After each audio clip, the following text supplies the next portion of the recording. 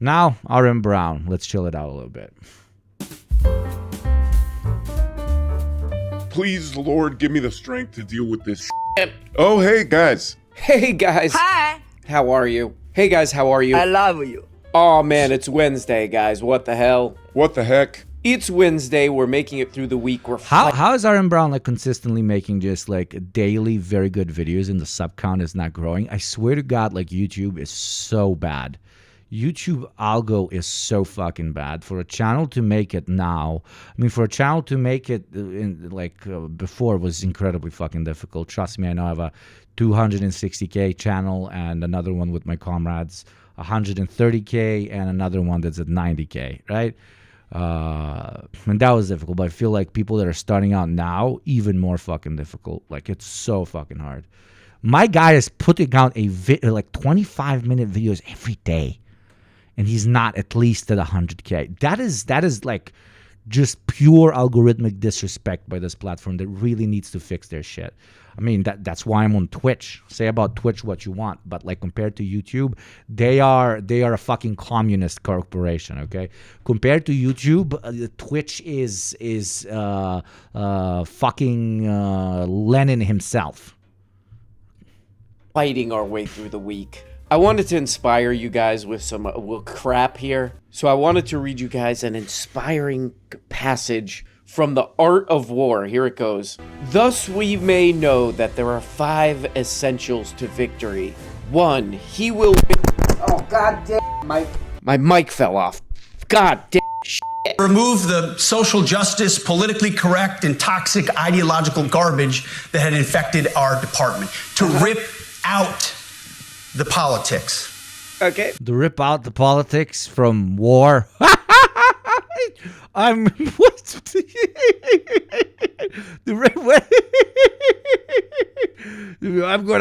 rip out the wheels of this car and I'm gonna make it keep driving. Oh, look at this bicycle, it's a car.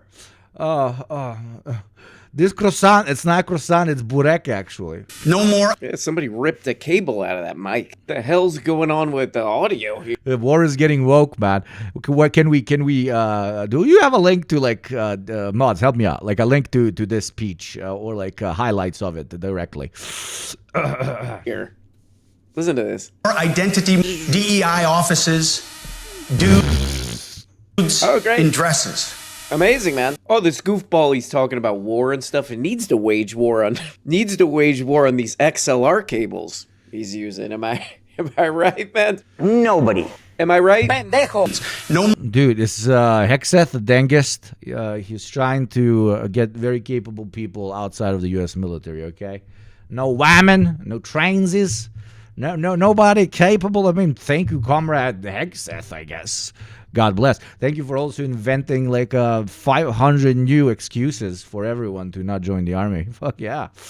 Once it becomes mandatory and shit. more debris. As I've said before, and will say again, Never repeat yourself. Okay, go ahead. we are done with that shit. Whoa! We Whoa, he's so strong. can't say that. I've made it my mission to That's uproot illegal, the man. obvious Citizen's arrest. I'm doing a citizen's arrest, man. Nobody. This That guy's microphone is really bad. violating It's pissing me off. broadcasting. It's literally pissing me off.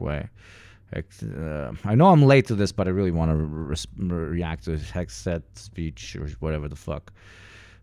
45 minutes. Suck my ass. No, the most explosive 12 minutes. There we go. To ensure peace, we must prepare for war. Oh, deep. From this My mother of God, that's deep. Oh, Lord. Next, he's going to call himself a person who lives his life according to the Socratic method or something. moment forward, the only mission Imagine being flown in from Guam or something. All these generals here, like, I have no sympathy for them, of course. But imagine being flown in from Guam to listen to a guy talk to you about how they shouldn't have beards anymore, and then he don't like them femoids in them fucking army uniforms, bro. of the newly restored Department of War is this. You 5 vodkas in are still more sober than the head of the U.S. military. Me 15 vodkas in, I'm still more fucking rational than this guy. But then again, for me, I get more rational the more drunk I am. That's my superpower, okay? War fighting, preparing for war and preparing to win, unrelenting and uncompromising in that pursuit. He's saying they're going to give a lot of money to the military-industrial complex. Guys, we have to prepare for war 24/7. But wasn't that the policy of the United States forever? Yeah, but now we got to do it more, okay? I must get my percentage from Boeing, okay? We used to buy 100 planes a month. Now we must buy 1,000. Sir, we don't even have where to put them. Have you seen American suburbia? We will plant a tank and a plane in front of every white family's house. Hell, we are calling for another means of civil self-defense. All American white Christian citizens are invited to reach out to war@boeing.com and order themselves a beautiful tank and a beautiful chopper and a beautiful jet. Let's fucking go, dude. I am expanding the amendment which has given us right to bear arms, to right to bear literal plane that can bomb. Thus, the only people who actually deserve peace are those who are willing to wage war to defend it. That's why pacifism is so naive and dangerous. It ignores human nature and it ignores human history. But yeah, he's correct, I guess. Either you protect your people and your sovereignty, or you will be subservient. But what if your people and your sovereignty makes other nations subservient? What about that, baby? To something or someone. It's a truth as old as time. Yeah, you should know, because you make other nations subservient as the unipolar world order, yes. To our enemies. Oh, hi! Guys. Yes, yes. Wait, the gentleman is addressing us. Please be respectful. Okay. Yes, sir. FAFO. What? You just tell me to go fuck myself. I do not speak this American. He said, fuck away fucking orangutan. Did he just call me orangutan? What happened? What FAFO mean? Is FAFO invitation to nice discoteca where we sit down and solve all our problems mutually without having to commit a davar? Yes? I like this. Yes, it is good idea. What FAFO? What this mean? I do not understand. Blad, say it in normal terms. I am not, I touch the grasses. Find around, fuck out. Oh, he wants to have the sexes. I mean, here we are more, traditional ideals of who has sex with who, but Hegseth, very cute man. I open to idea. He not bad looking, yes? I'm shocked he didn't gas the entire room with his breath. If necessary, our troops can translate that for you. Oh, yes, please translate. I'm very confused right now. The military has been forced by foolish and reckless politicians to focus on the wrong things.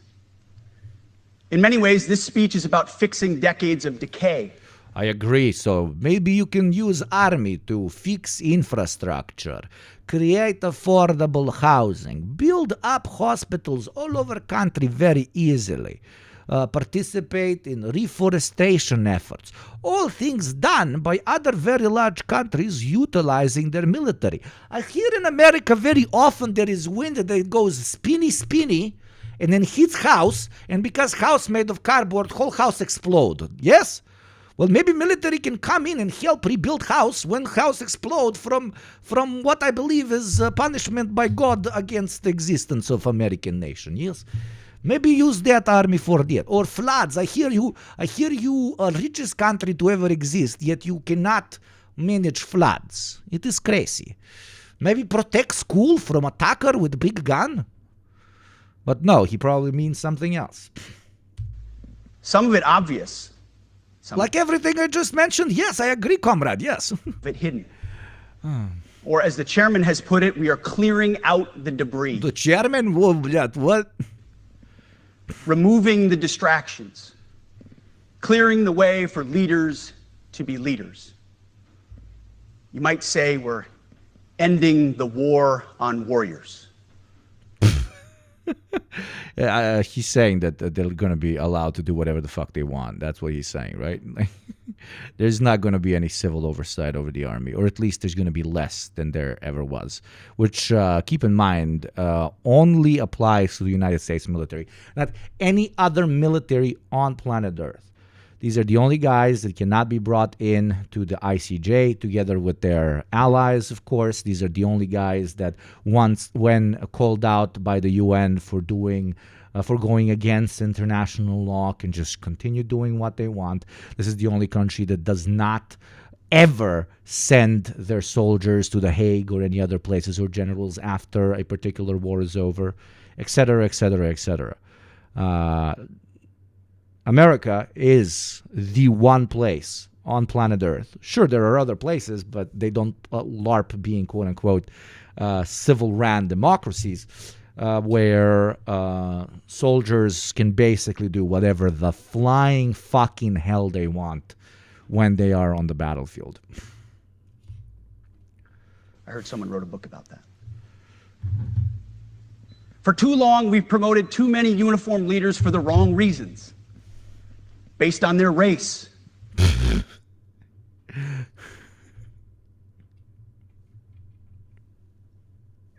Imagine being a fucking oh Lord, like sorry. Now I'm gonna be a dick. I can say this because I'm not from the United States. Like already being an ethnic minority that serves empire is like ultimate massive cuckoldry, okay? And being an American ethnic minority that's in the executive branch or the high managerial branch of the United States military is insane fucking cuckoldry, okay? You are the definition of somebody doing everything in their power to make sure that the rights that your ancestors fought against the U.S. Army to preserve can then be taken away from other parts of the world, right? But then, throughout your career, you are constantly reminded of that. Imagine you've given your whole life to the U.S. military by continuously closing their eyes on its white supremacist nature. And then your current Minister of Defense, Minister of War, goes out in front of you and tells you that you're probably hired. Hey, black boy. You're probably hired because of them goddamn DEIs. Like you're a 60-year-old fucking general sitting there. A black dude. Imagine. You fucking joined the army while there was no fucking civil rights for your people. And then this just gets thrown back into your lap. We'll use that. Fucking wake up to a very real reality that they don't fucking want you.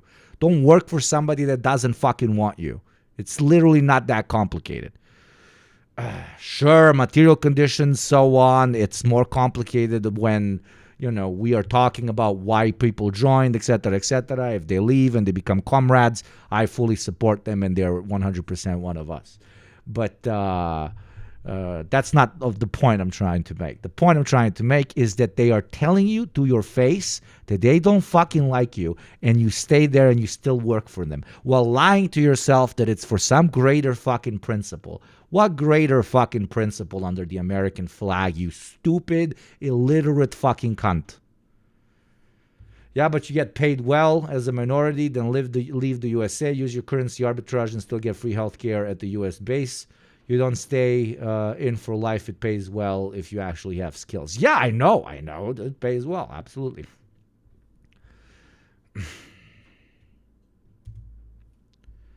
Based on gender quotas, based on historic so-called firsts. We've pretended that combat arms and non-combat arms are the same thing. We've weeded out so-called toxic leaders under the guise of double-blind psychology assessments, promoting risk. Double-blind psychology assessments. My guy is like, we need more sociopaths in the army, which low-key is like if you want a fucking army to kill, to inflict maximum number of casualties. I mean, it's correct. Risk-averse, go-along to get along conformists instead. A very high number of vets leave to other countries. I unironically have been to a wedding of an American that came to study at my university when he was like 31 or 2, completely covered by the United States. And afterwards he stayed. He married a Ukrainian lady. They're very happy. I'm even friends with him because, you know, he became, like, him living abroad for so long completely destroyed the idea of American exceptionalism in his head, and he became very based and chill. There's another dude, this huge dude, that lives in Italy, I think, as well. So yeah, even I have interacted with vets that go abroad. You name it, the department did it. Foolish and reckless political leaders set the wrong compass heading. Which is insane, right? But I mean, that's an additional fucking crazy aspect of it. Like you work for empire to preserve the empire's way of life, where everybody supposedly got it better off than anywhere else. And then once you finish your service of empire, you go back to empire, realize that your life is going to suck fucking ass in empire, and then you move to another country. How like, just the absurdity of that entire situation informs us that the main reason you fought for to preserve the American way of life was bullshit, because the American way of life sucks ass. Right?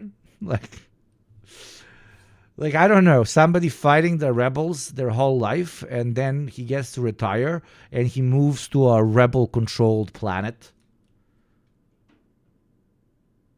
What the fuck?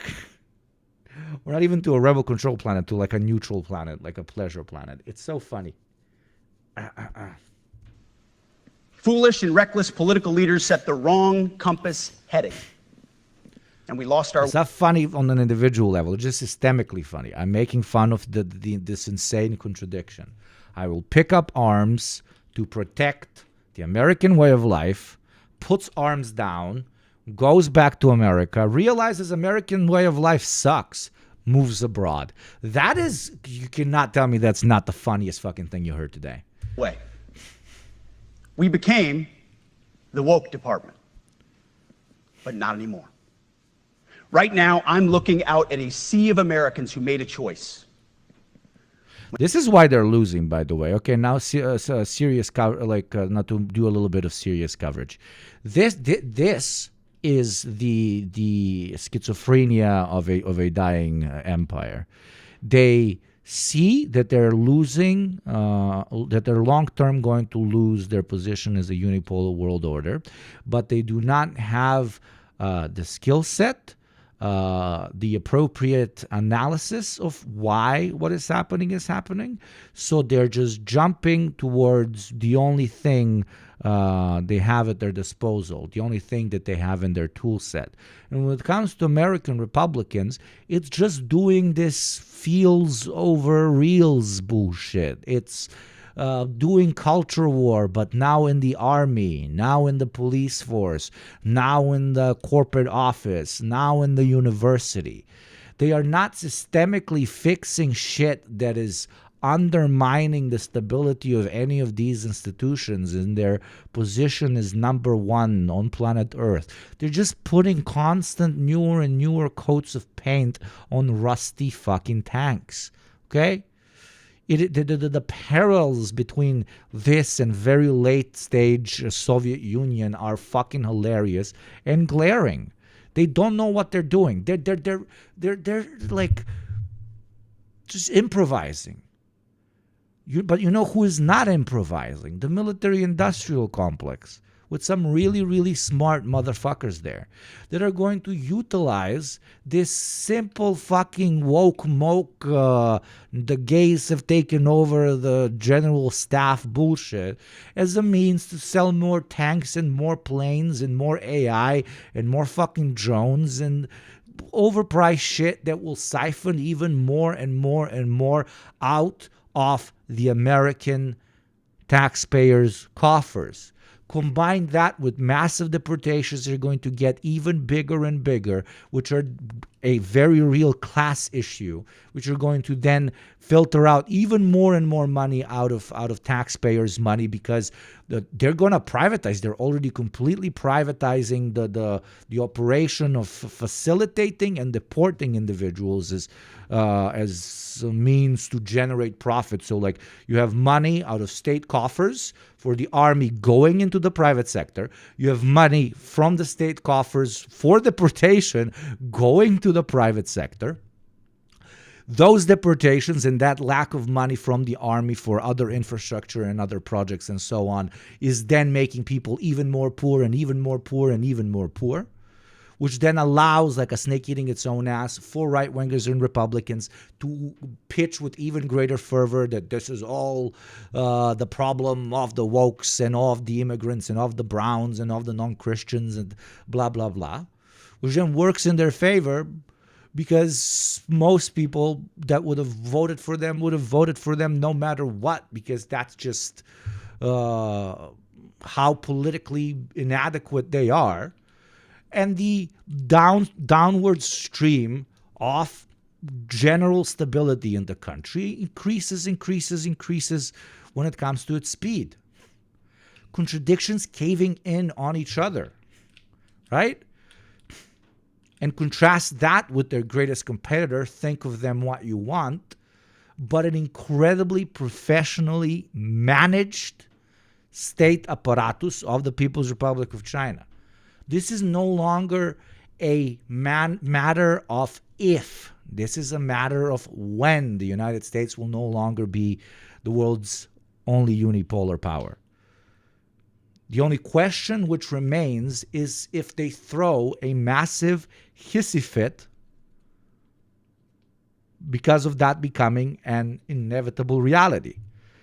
And if they do throw a massive hissy fit, it's your fucking asses who are going to be in those fucking fronts. As always, think World War I style motivation of why you go to war. The privatized ICE deportation management is terrifying. Not only are we kidnapping, now we'll have private companies selling labor like the SS. Yes, but it's even if you don't use, like, I agree with you completely, but even if you don't use like heavy rhetoric like that, by privatizing it in a capitalist mode of production, you're making sure that it cannot be gotten rid of by a switch in administration. So even if there was some Democrat that would want to get rid of now institutionalized deportation mechanisms, once they've been granted to the private sector, it is no longer in their power to do so. That's one of the main reasons why you don't have health care, because health insurance makes a lot of money. They have a lot of money, so they put a lot of money into lobbying, and no politician wants to lose their fucking bank account, so no politician will stand behind it. Massive oversimplification, but at the end of the day, that's it.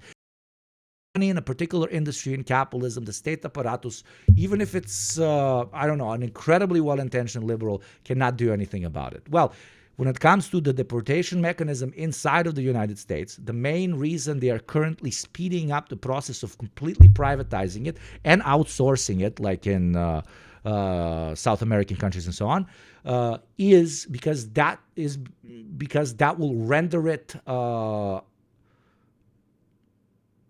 impossible to challenge, even if a new administration comes into power. Because in the U.S., you can change legislature, but you cannot fuck with the private sector. And if deportations are private sector, you cannot touch them. You can't touch them. That's also why, that's one of the main reasons why the military is so overbloated. Because of private sector interests of the military-industrial complex. This is all systemic. You create a state apparatus in which the free market has more power than the state apparatus itself. Of course, you're only going to listen to the state apparatus. There are different modes of capitalism, like in the Russian Federation.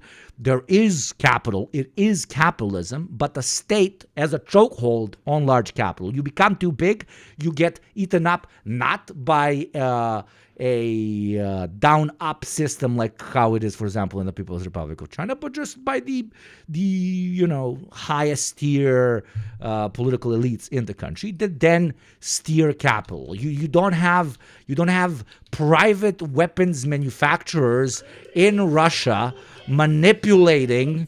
You don't have private weapons manufacturers in Russia manipulating the Minister of Defense or fucking generals into buying shit that they don't need. You don't, because that's not who the fucking boss is there. The boss there is Putin and everybody who he allows to be bosses. I'm contextualizing. In the United States, it's not. Trump can LARP to be one as much as he wants, and the Republicans can LARP to be bosses as much as they want. The only thing they're doing is they are an easier target towards accelerating the ever greater and faster process towards the destabilization of the United States of America by pursuing the interests of the American private sector over the interests of the wider American population. And that's it. And ironically, it's not even what a proper, proud nationalist, even imperialist should be doing. It is dumb. Because you are falling for the pageantry of the whole herder. We're going to protect our unipolar world order. America on top, USA, USA, USA. While literally sabotaging your prospects of remaining number one. It's magnificent. And that's the magnificence of capital. It doesn't have a soul. It doesn't have a mind. But simply by integrating itself into every single facet of civilization, it puts itself as the number one most important thing in all of society. It is more important than your army. It is more important than your police force. It is more important than your food on the table. It is more important than your health. It is more important than everything. It will eat everything, including, that's the mother of all ironies, including reactionary fervor at some point. It does not allow reactionary fervor to develop if it's going to potentially undermine its fucking growth as well. It is inhuman in its every fucking facet. It is kidnapped our destiny as human beings, Americans, Europeans, Asians, Africans, South Americans, Australians, they don't exist, but still, of everyone, completely kidnapped. It's a bunch of fucking numbers, line go up eternity, and we're just fucking saluting and following it, thinking we have our destiny in our hands. This man thinks he's doing something. We think we have free will in a system that dictates everything automatically. And the system is cringe. It's just line up more zero on big screen. It's so made up. It's so stupid. And yet we've been cuckolded by it. It's hilarious. And why don't aliens visit us? If I saw a whole fucking species that once was like, oh, market's probably not a bad idea. And then everybody's just a slave to the market. Of course I want to visit. I was like, these are fucking cretins. These are fucking troglodytes. These people don't understand anything. They are literally not even managing their own planet. We're not managing our planet. We are not. We're just fucking winging it as capital indirectly drive us to behave the way we behave. It's schizophrenic. It's complete, like, it's not even a death cult. That's why I don't like it. Because people in a death cult low-key know what the fuck they're doing. Like, eventually we think the world is going to end, so we're going to kill ourselves before everybody ends. Ooh, and then let's have some orgies in between. Here we're all thinking all is going to be good and that we have control over our own destiny, and yet we're not. Yet we do not. McGinn, thank you for paying your taxes, my friend. I invite everyone else. Sorry for the rant. I hope you understood something. Thank you, McGinn, for paying the taxes. I invite everybody else, if you like my rant, to pay your taxes. Write exclamation point tax to understand how it works in this chat. No, please keep on ranting. Does it seem that the nation of America was always merely the strongest nation branch of capitalism itself, and now it's time to suck out all the value? Yes. Yes, it is simply a capital has nested itself in the United States and made it its defining hegemon on planet Earth for two reasons. Because it was the country most willing to allow capital to do whatever the fuck it wants domestically, and because it was the most willing to allow capital to do whatever it wants when it comes to foreign policy, when it comes to empire, when it comes to imperialism. That's why it embedded itself in Great Britain, did colonization, imperialism, etc., literally through the creation of the first privately owned corporation. And then afterwards jumped ship and held hands with the Americans without even blinking twice.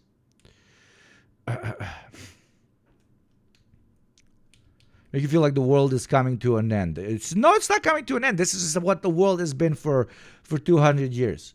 We don't get like bombastic, cool cyberpunk shit or bombastic, cool like Third World War fucking massive nuke explosions. Okay? You get to believe you are free, and you get to believe that there is no alternative to this, and you get to live your whole fucking life in mediocrity, consuming your little fucking nice little widgets that they give to you, and thinking that that's all that there is about this magnificent human experience. That's it. But hey, there's some fun parts of it as well, hey? Hey, we get to rant about it on Twitch with a bunch of chill, beautiful, smart people like yourselves, chat. So, you know, there's positives. There's positives. It's not even mediocrity unless you're a white man, I guess. It's a very good point. A very good point. Mediocrity is going to become more and more of a privilege. You must fight for the right to have a mediocre life. I mean, that's already the case. That's already the case. If you like work really hard or are lucky enough or blah blah blah, you get to enjoy consuming.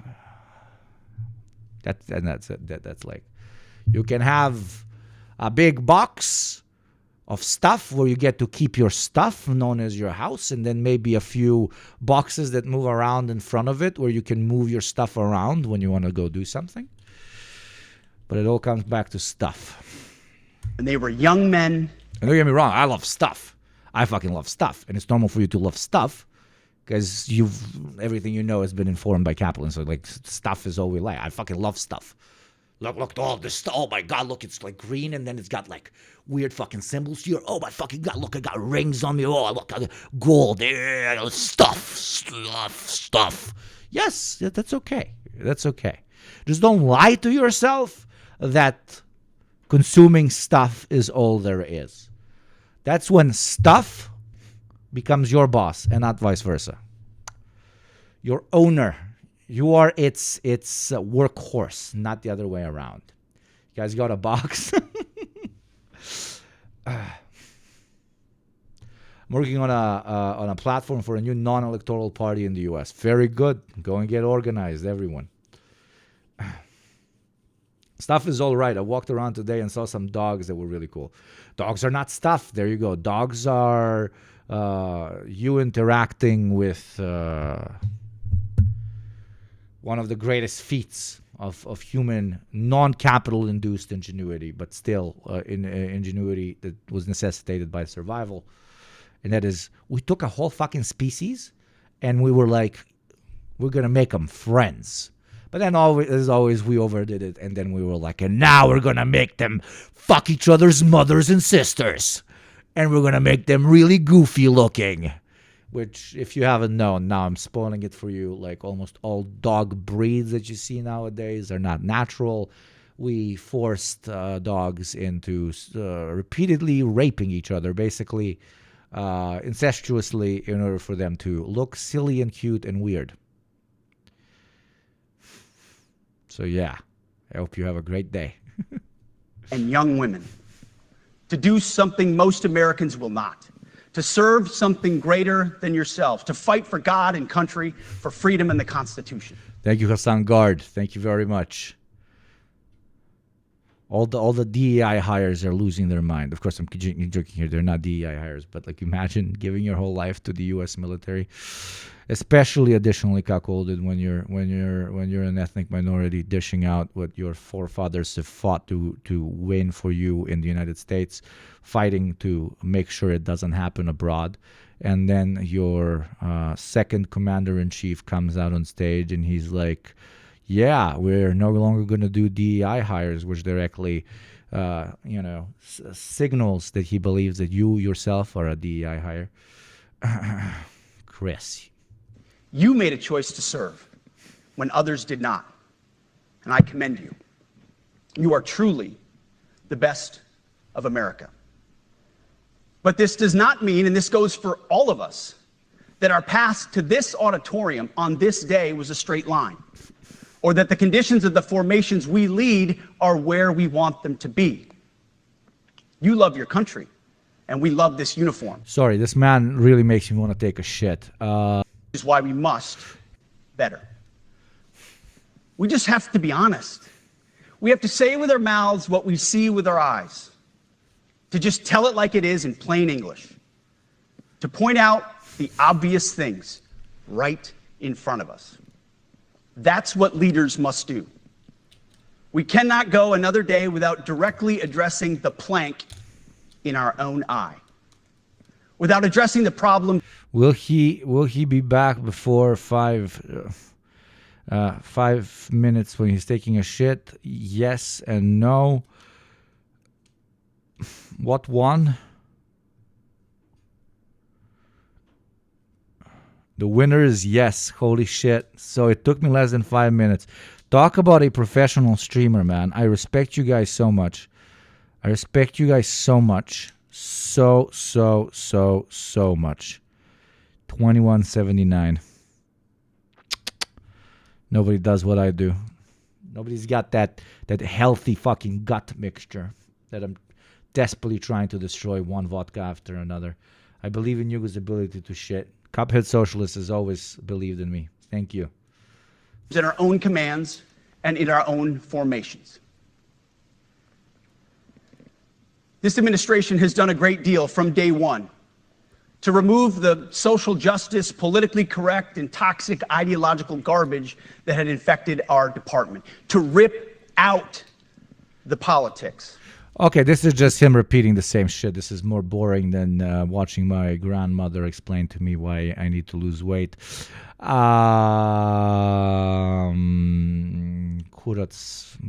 If you're wondering what I watch when I'm not on stream, the plot twist is even worse than we thought. And it's about whether this guy, this piece of shit, was manipulating us from the get-go. Okay? Yes, 2 years in and I'm still doing Baldur's Gate lore. I do not care. I am more based than you and I spend my time doing much better things than you, okay? Or you're spending time with your children, or you're exercising, or you're making sweet, sweet love. No, I am watching Baldur's Gate lore theories, okay? Anyways, gde je bre ovo bre mamu? Ne bre to, evo ga. We will all go together when we go. What a comforting fact that is to know. Universal bereavement.